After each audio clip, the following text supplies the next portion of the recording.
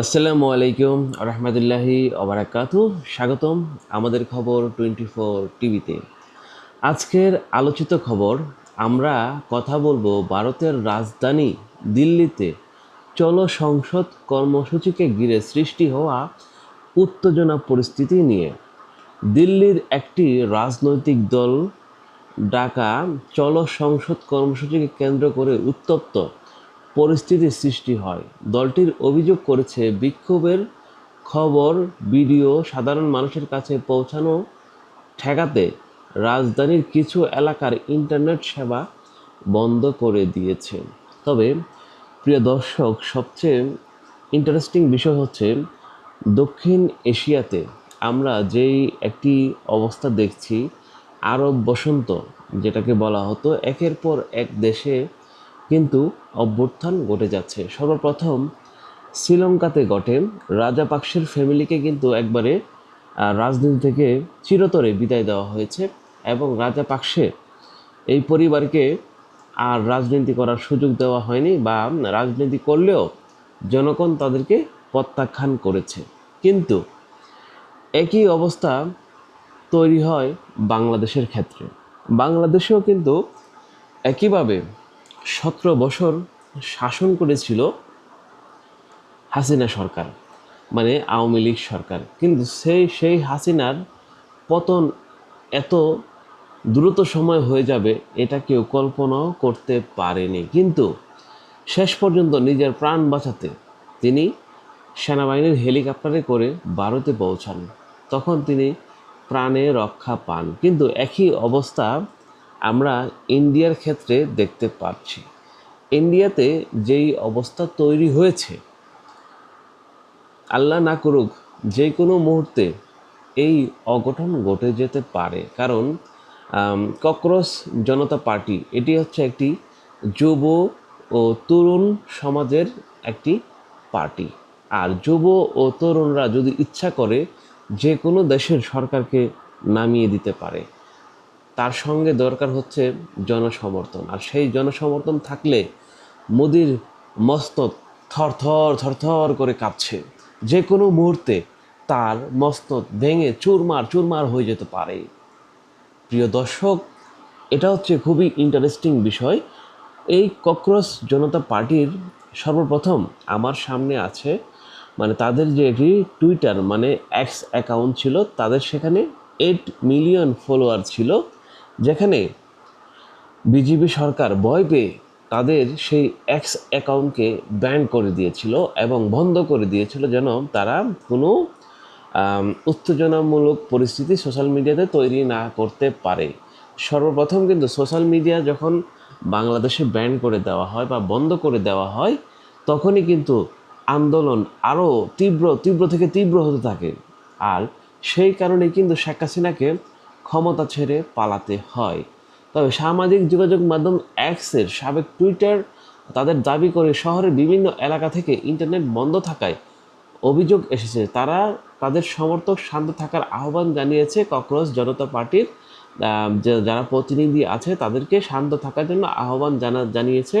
অন্যদিকে দিল্লি পুলিশ আগেই জানিয়ে দিয়েছিল যে চলো সংসদ কর্মসূচির জন্য কোনো অনুমতি দেওয়া হয়নি। নিউ দিল্লি জেলা নিষেধাজ্ঞায় বলা ছিল, মানে চলো সংসদের কর্মসূচির কোনো অনুমতি দেয়নি দিল্লি পুলিশ।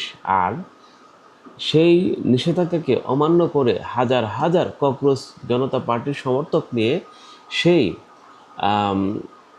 এরিয়াতে পৌঁছে যায়। আর তখন পুলিশের সঙ্গে তাদের বাকবিতণ্ড থেকে হাতাহাতি পর্যন্ত হয়। এরপর বিক্ষোভকারীরা সংসদ ভবনের দিকে অগ্রসর হওয়ার চেষ্টা করলে যন্ত্রমন্ত্র ও পার্লামেন্ট স্ট্রিট এলাকার অতিরিক্ত পুলিশ ও র্যাপিড অ্যাকশন ফোর্স মোতায়েন করা হয়। এক পর্যায়ে ব্যারিকেড ভাঙার চেষ্টা হলে বিক্ষোভকারীদের সঙ্গে পুলিশের সঙ্গে ঘটনা উত্তেজনা মানে হাতাহাতি আরও বাড়তে থাকে এবং এক পর্যায়ে তারা হামলা করে ককরোচ জনতা পার্টির উপরে, মানে শান্তিপূর্ণ আন্দোলনের উপর পুলিশ হামলা করে।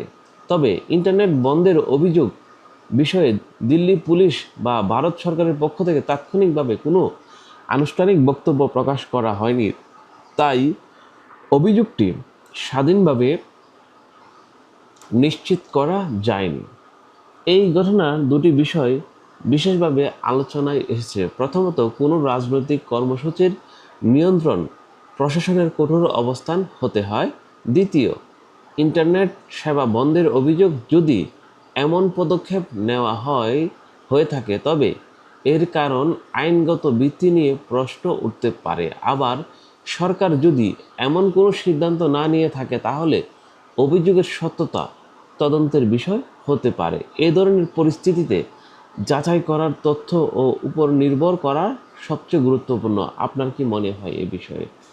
আমি যা মনে করি, আমি একজন কন্টেন্ট ক্রিয়েটর হিসেবে যা মনে করি, কারণ বাংলাদেশের মতো পরিস্থিতি যেই কোনো মুহূর্তে দিল্লির সরকারের মস্তক নাড়িয়ে দিতে পারে। আর মোদির যে গদি আছে সেই গদি নড়বড় নড়বড় নড়বড় করছে। যেই মোদি হিন্দুদের দোহাই দিয়ে লম্বা সময় যাবৎ ক্ষমতায় আছেন, প্রায়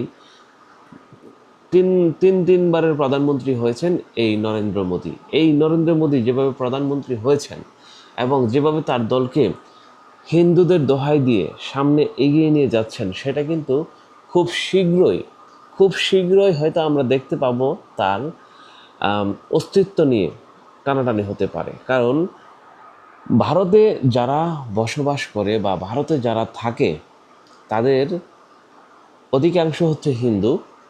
আবার এর মধ্যে উল্লেখযোগ্য সংখ্যক প্রায় 30 থেকে 40 কোটির মতো মুসলিম আছে। আর এখানকার রাজনীতি, দিল্লির রাজনীতির সঙ্গে সম্পৃক্ত হচ্ছে পাকিস্তান, বাংলাদেশ, স্পেশালি এই দুই অঞ্চলের রাজনীতি বিশেষভাবে জড়িত। যদি এটা বাস্তবায়িত হয় আর এই রকম কিছু ঘটে তাহলে কিন্তু পাকিস্তান তো এক পায়ে দাঁড়িয়ে থাকে। ভারতের সঙ্গে কোনো সুযোগ পেলেই পাকিস্তানও ভারতের সঙ্গে লেগে যায়, ভারতও পাকিস্তানের সঙ্গে লেগে যায়। দুজনের পরিকল্পনা থাকে পাকিস্তানকে ভারত চিন্তা করে ভেঙে দেবে এবং পাকিস্তান চিন্তা করে ভারতকে ভেঙে দেবে। এটা কিন্তু আর ভারত কিন্তু একটি পর্যায়ে সফল হয়েছিল 1971 সালে। 1971 সালে কিন্তু ভারত পাকিস্তানকে ভেঙে দিতে পেরেছিল। আর পারার কারণে কিন্তু বাংলাদেশ সৃষ্টি হয়েছে। কিন্তু বাংলাদেশ সৃষ্টি হওয়ার পিছনে শুধু ভারতের কূটকৌশলে নেই, বাংলাদেশের মানুষেরও সেই আকাঙ্ক্ষা ছিল। কারণ বাংলাদেশের মানুষ বৈষম্যের শিকার হতো, যার জন্য বাংলাদেশের মানুষ পাকিস্তান সরকারকে হারানোর জন্য নিজেরা 1971 সালে যুদ্ধ করে বঙ্গবন্ধুর নেতৃত্বে এবং জিয়াউর রহমানের ইন্ডিপেন্ডেন্ট অফ বাংলাদেশ এই ঘোষণা আসার পর তরুণ সমাজদের মধ্যে এবং আর্মিদের মধ্যে একটি গণজোয়ার তৈরি হয়। আর তখনই বাংলাদেশের জন্য যুদ্ধে নেমে পড়ে বাংলার তরুণ দামালরা এই যুদ্ধে জয় হয়ে বাংলাদেশ সৃষ্টি করে। আর এখানে ফায়দা লুটে হচ্ছে ভারত মাত্র 13 দিন যুদ্ধ করে আমাদের যে যুদ্ধের অর্জন, যুদ্ধের স্বীকৃতি, যুদ্ধের যে লোগো সব কিছু কেড়ে নিয়েছে। তারা 16 ডিসেম্বর আসলে আমাদের বাংলাদেশের পক্ষ থেকে আমরা পাকিস্তানকে পরাজিত করেছি তার কিন্তু কোনো প্রমাণ আমরা দেখাতে পারিনি। কিন্তু ভারত এই সব কিছু লুট করে নিয়ে গেছে। যে নেতা নিয়াজি সাহেবের যে গাড়ি ছিল সেই গাড়ি কিন্তু এখনও ভারত করে প্রদর্শন করে 16 ডিসেম্বর। কিন্তু আমরা বাঙালি জাতি হিসাবে সেগুলোকে মানুষের সামনে তুলে ধরতে পারি না, কারণ আমাদের কাছে তেমন কোনো তথ্য প্রমাণ নেই। এবং এমএজি ওসমানী সাহেবকেও কিন্তু সেই ঐতিহাসিক মুহূর্তে যুক্ত হতে দেননি, তার বিমানে আক্রমণ করা হয় বা গুলি করা হয়, এরকম আমরা শুনেছি। তো প্রিয় দর্শক, আজকের মতো আলোচনা এখানে সমাপ্ত করছি। আর মোদির গদি অবশ্যই নড়ে যাবে খুব শীঘ্রই। আর ককরোচ জনতা পার্টির জন্য অভিনন্দন রইল। প্রিয় দর্শক, ভালো থাকবেন। আল্লাহ হাফেজ। আসসালামু আলাইকুম রহমতুল্লাহি ওয়া বারাকাতুহু।